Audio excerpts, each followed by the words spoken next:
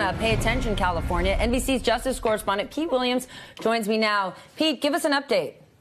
California and Colorado and the other states where recreational use is legal. What the Attorney General is going to do later today, according to senior Justice Department officials, is rescind the policy that's been in place since 2013 under President Obama in a memo written by his then deputy, James Cole.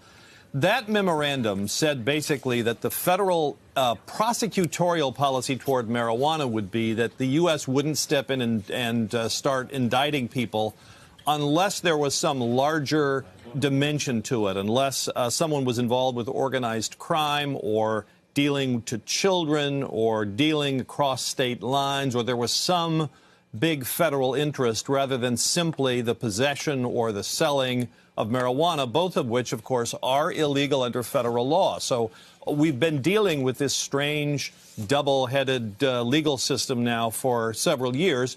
Marijuana remains illegal under federal law. That has nothing to do with the Justice Department. That's the decision by Congress. It's still listed as a controlled substance and one of the most dangerous ones, or one of the most illegal ones under the DEA schedules.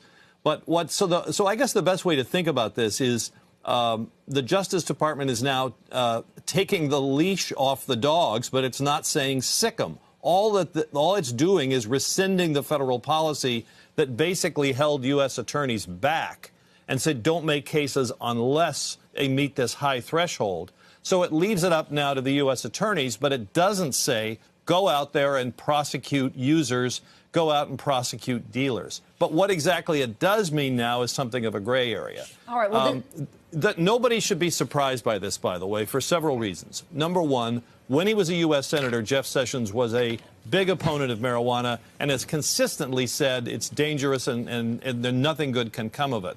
Secondly, almost a year ago, he formed a task force to look at criminal justice issues, including the marijuana issue, and they've been looking at this since last February. We've been expecting something like this, frankly, for several weeks.